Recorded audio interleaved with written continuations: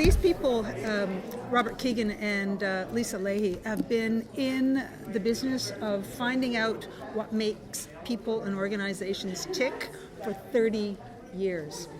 So they've been publishing a number of works, and this latest one is helping people see and do things differently. So that's really the big picture, because where they start off is saying, how is it that a doctor can say to a heart patient, and this is part of a study that was done, unless you actually change your diet and increase your activity, you will die.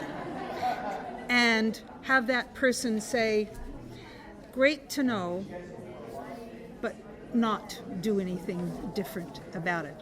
How else could it possibly be that you offer someone the opportunity of having a long, fulfilling life where, you know, they see their children grow up and they still can't do what it takes to move themselves to the other side? So what contributes to people staying stuck, right? Things like the lack of clarity on what this really means. In other words, if I were to let go of this, I don't know what would be happening on the other side, so I'm not quite ready to let go here. So a lack of clarity about what it would mean, right? So that focuses on, well, if you had more information, would it be possible? Seeing more isn't necessarily doing more, yeah? A belief that even though people are putting in the effort and the energy, there's a bedrock belief, and I've seen this in organizations, perhaps you have as well, no matter how much training we give Joe, he's not going to change. He's just that kind of person. Sally, no, we've tried that.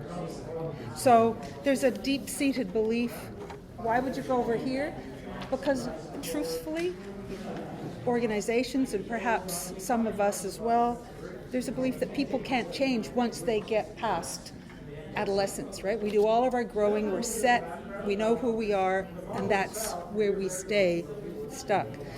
The other energy that keeps us here is a lack of focus on our blind spots. So we don't know what's out of sight. We don't know what we don't know. So until we would turn around and see something different, of course, you're not going to be able to move yourself forward.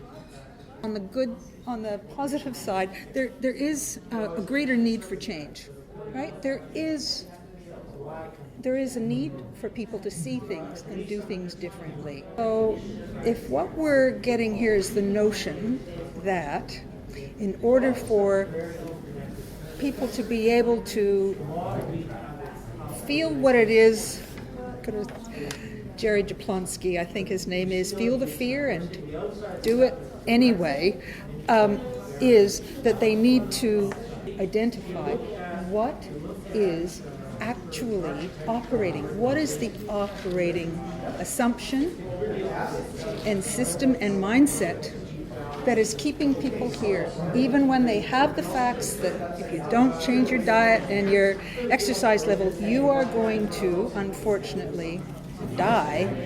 What is going to help them overcome the gap? So we're going to talk about the gap, and we're going to fill in the gap with some of this, okay? The operating principle behind this model is once you bring forward what it is that is really driving you, not what you think is happening, but is actually below that, then you're equipped to be able to say, well, I accept that or I reject that.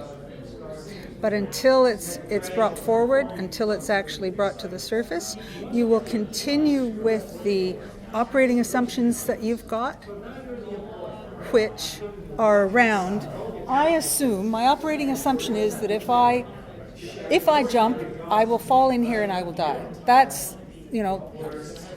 what my operating assumption is.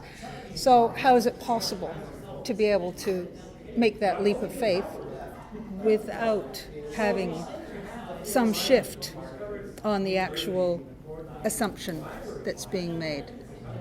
So now that's an awesome place for us to start. This is column 1. Column 1 is about generating ideas. So if you're going to, as I did, this is the exercise that we went through. So if you wanted to actually overcome something that was happening that wasn't working for you, would you pick something that mattered to you, or would you pick something that, you know what, not as urgent, right? You would absolutely pick something that's okay. So if you're working with your clients, the very, very first thing is to pick something that has a critical connection to them, something that matters to them and a self-image, so a being level, as opposed to just a nice to have. This is something that would really matter to me if it were to be done differently in my life. So looking at column 2, what is he doing and what is he not doing? The tip here is when you're identifying what you're doing and what you're not doing, to be really specific. And it's, I think in some worlds it's called your fearless inventory. List what you're doing that gets in the way of you achieving, and list what you're not doing to support moving forward. So 2 sides of that. So as you go down the next level,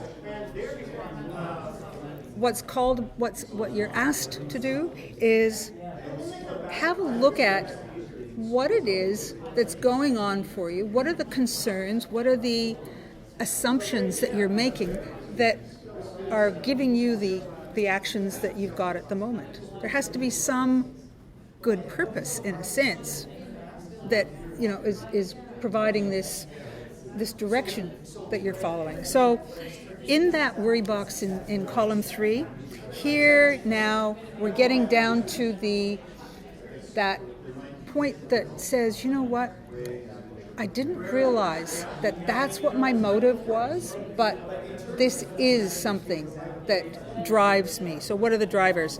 And the way to get to those concerns. How do you make it easier? How do you make it doable? 30 years worth of research says you make it small.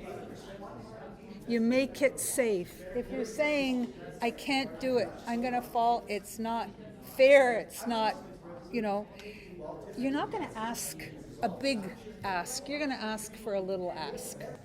The last column is part of the worksheet, and it's about identifying really small, measurable little steps to experiment with. And the SMART stands for safe, modest, small, not huge, big, grand gestures. Don't do that to yourself. Actionable. Take a research mindset, not a self-improvement mindset. I'm doing this because I need to get better as a listener. No. I'm going to try this. In Fred's case, I'm going to try this just to see how people react to me when I actually listen to them. I want to know what happens inside me and the feedback that I get. So the mindset about how you approach and design your tests is a big part of how you follow through and don't go backwards. So just that open-minded kind of approach to things.